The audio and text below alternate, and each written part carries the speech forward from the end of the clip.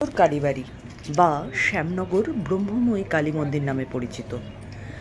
1809 খ্রিস্টাব্দের 31শে বৈশাখের পূর্ণিমা তিথিতে গোপীমোহন ঠাকুর দেবী ব্রহ্মময়ী কালী মন্দিরের প্রতিষ্ঠা করেন। এই মন্দিরের বাম এবং ডান পাশে 6টি করে শিব মন্দির আছে। এই মন্দিরগুলো সম্পূর্ণ করেন গোপীমোহনের ছেলে প্রসন্ন কুমার। মন্দিরের পাশেই রয়েছে মা গঙ্গা। শ্যামনগর স্টেশন থেকে 1 নম্বর প্ল্যাটফর্মে নেমে হেঁটে হেঁটে এই মন্দিরে যাওয়া যায়, খুব কাছে। পৌষকালেই পুজো উপলক্ষে এখানে বিশাল বড় একটা মেলা হয়। প্রতি বছর পৌষ মাস জুড়ে এই মন্দিরের সামনে যে মেলা বসে সত্যি তা দেখবার মতো। এখানে দেবীকে পৌষ মাসে জোড়া মূল্য দিয়ে পুজো করার রীতি আছে। ভক্তদের বিশ্বাস, এখানে যারা পুজো দিয়ে থাকেন দেবী তাদের কাউকে খালি হাতে ফেরান না। তাই আজকের গল্প, চলুন ঘুরে দেখা যাক। সমস্ত ঠাকুর এর মূর্তি রাখা আছে। এই দিকটা গঙ্গা।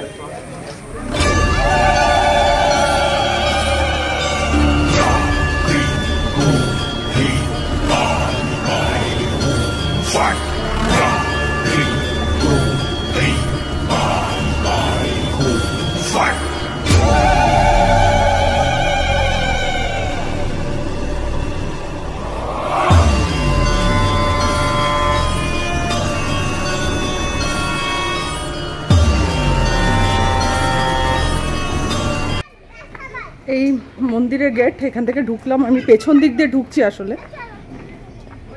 সামনের দিকে গেট আছে আর একটা। এই হলো মন্দিরে ঢোকার রাস্তা। দেখতে পাচ্ছ বন্ধুরা কি সুন্দর জায়গাটা। এখানকার পরিবেশও ভীষণ সুন্দর। অনেকটা পানিহাটি 12 মন্দির ঘাট আমার মনে পড়ছে। এরকম হলো মন্দিরের গেট। এই হলো এখানে মায়ের ছবি আসলে তুলতে দেওয়া হয় না, তাই আমি বাইরে থেকেই তুলছি, যেটুকুনি সম্ভব হচ্ছে দর্শক বন্ধুদের দেখানোর চেষ্টা করছি।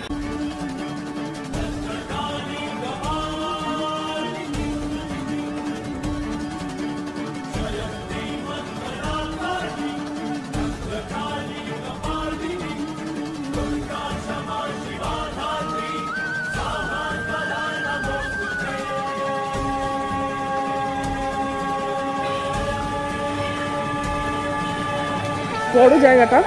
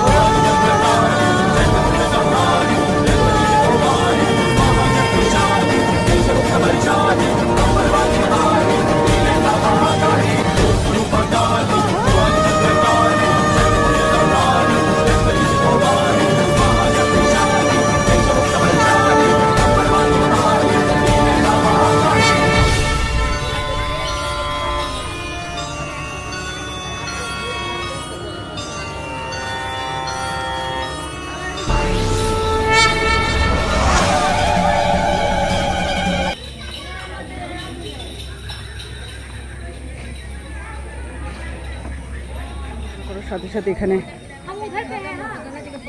যারা মনে করবে এখানে বসে দুদণ্ড জিরিয়ে নিতে পারো।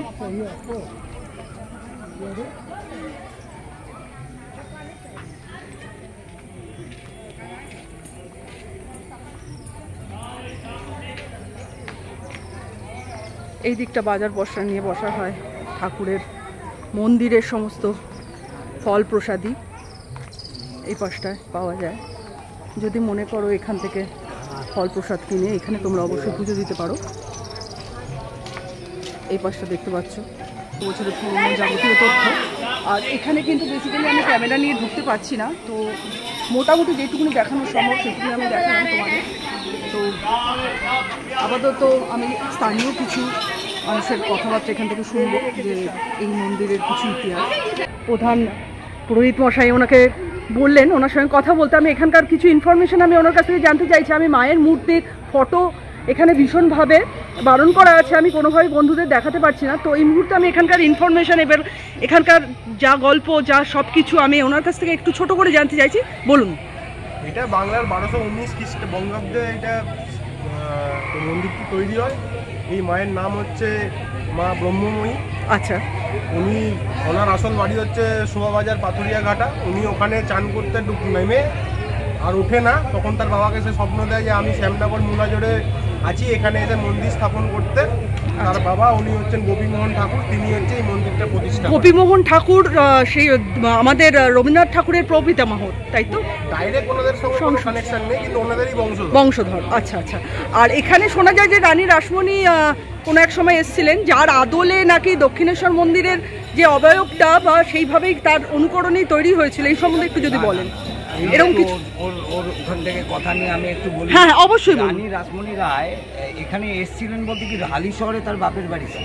আচ্ছা। এবার তিনি যখন যানবাজার থেকে বাপের বাড়ি হালি শহরে বজরায় করে যেতেন, আচ্ছা, তখন আমাদের মা ব্রহ্মময়ীর মন্দির উনি দেখেন এবং সেই দেখার পরে 50 বছর বাদে আমাদের মন্দির প্রতিষ্ঠার 50 বছর বাদে রানী রাসমণি নিজের মতন করে একটা মন্দির প্রতিষ্ঠা করেছিলেন। আচ্ছা। সেটা আমাদের ভবতারিণী বলে প্রতিষ্ঠিত দক্ষিণেশ্বর কালী মন্দির। আচ্ছা আচ্ছা। আমাদের মন্দিরের অনুকরণ করে উনি ওই মন্দির স্থাপন করেন। মানে এর সাথে মানে এটার সাথে কি না কোনো টার্মস নেই, কিন্তু এটার সঙ্গে একটাই টার্মস আছে যে আমাদের গোপীমোহন রাজাবাবুর কাছ থেকে তিনি একই অনুকরণ করবেন বলে পারমিশন নিয়েছিলেন। আচ্ছা আচ্ছা। বেশ। আদলে এই আদলেই একটা মন্দির স্থাপন, মানে এটার সাথে দক্ষিণেশ্বরের মন্দিরের কোনো সম্পর্ক নেই। আচ্ছা আচ্ছা। তো আমি জানতে পারি আপনার নামটা? পিন্টু ব্যানার্জি।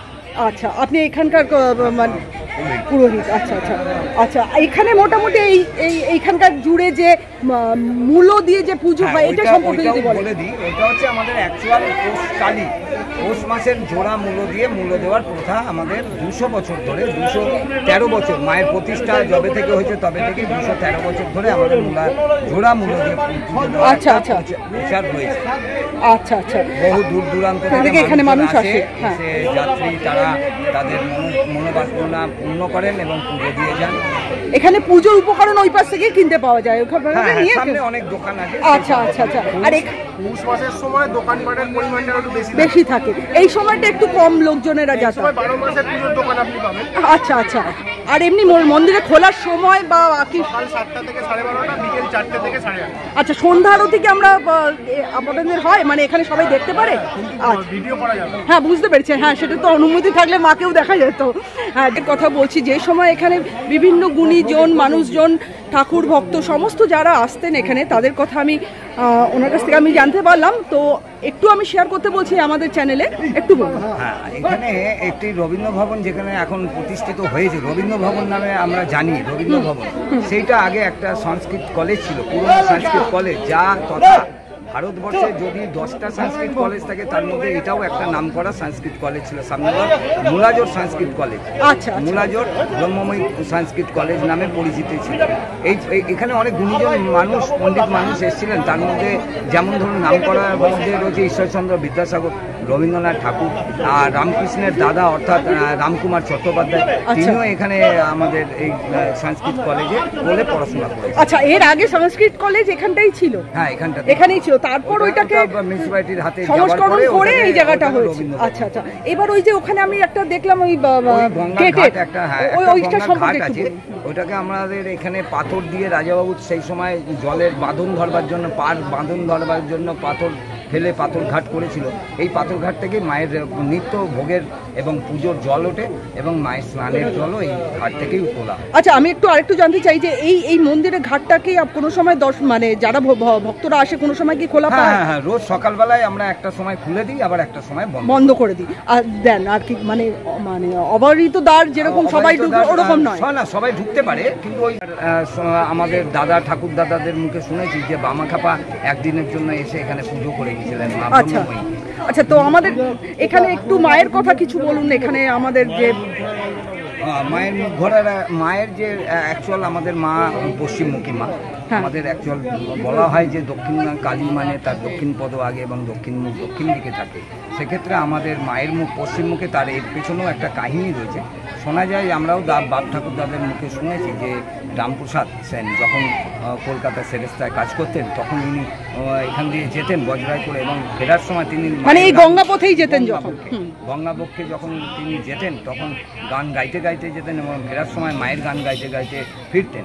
কিন্তু এই কাহিনীটা হচ্ছে 300 থেকে 350 বছর আগে, মানে এই মন্দির প্রতিষ্ঠা হওয়ারই অনেক আগে। তখন মা কী রূপে ছিলেন, কীভাবে ছিলেন, এটা আমাদের অজানা, এটা আমরা কেউ জানি না। কিন্তু তখন ওই রামপ্রসাদের গান শুনবার জন্য মা বলেছিলেন, রামপ্রসাদ আমাকে একটা গান শুনিয়ে দিন। তখন রামপ্রসাদ সেন বলেছিলেন যে তোর যদি শোনার ইচ্ছা তুই আমার দিকে ফিরে শোন। সেই থেকেই মায়ের মুখ পশ্চিমমুখী হয়েছিলেন। আচ্ছা, এর আগে কি মুখটা অন্যদিকে দক্ষিণমুখী ছিল? এটা কথিত আছে। আচ্ছা, কথিত আছে। আচ্ছা, খুব ভালো লাগলো এই নতুন গল্প, অন্যরকম স্বাদ। আমি অবশ্যই ওনাকে ভীষণভাবে ধন্যবাদ জানাবো আমাদের নতুন ইনফরমেশন আমাদের কাছে তুলে ধরার জন্য। মন্দির এই দিকটা রয়েছে, ওই পাশটা আমি একটু পরে যাচ্ছি। এই দিকে পরপর 12টা দ্বার আছে, ওই পাশে 6টা আর এই পাশে 6টা, পরপর প্রত্যেকটা দ্বারেই শিবলিঙ্গ।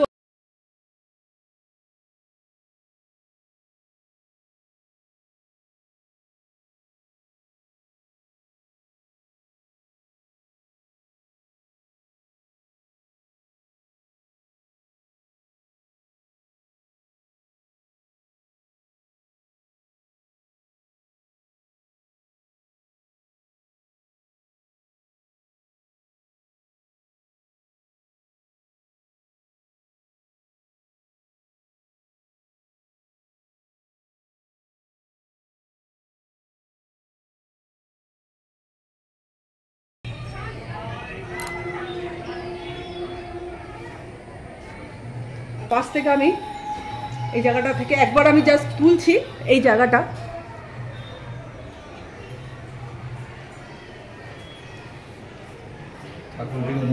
না না, একদম আমি ঠাকুরের দিকে নিচ্ছি না। এখানে ঠাকুর মশাই বলে দিয়েছেন, অবশ্য করেই এটা আমাদের মানা উচিত। কখনোই এই লুকিয়ে চুরিয়ে আমাদের উচিত না এই জিনিসগুলো করার।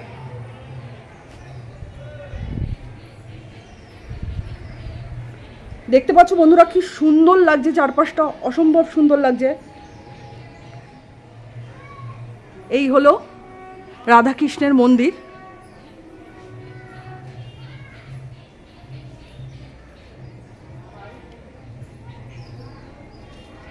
সন্ধে ঘনাচ্ছে।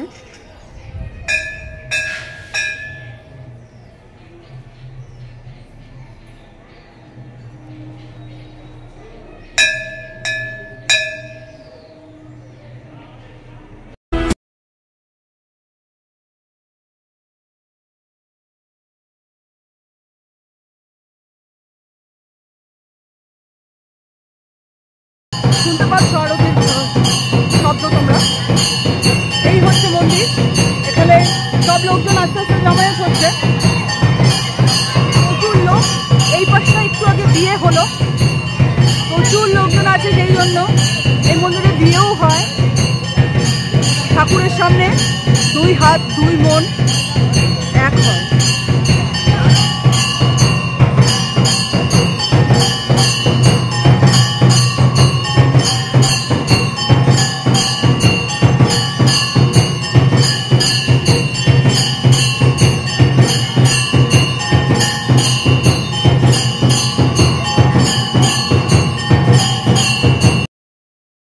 আমাদের এই চ্যানেলটি যদি তোমাদের ভালো লাগে তাহলে অবশ্যই খুব ভালোবাসা দিয়ে যেও। খুব ভালো থেকো, সাথে থেকো, পাশে থেকো। আমি খুব শিগগিরই আসছি তোমাদের কাছে আবার নতুন গল্প, নতুন ভিডিও নিয়ে। একটা শেয়ার আর একটা লাইক, আর যদি খুব ভালো লাগে একটা কমেন্ট করতে কিন্তু অবশ্যই ভুলো না। আসি তাহলে আজকে।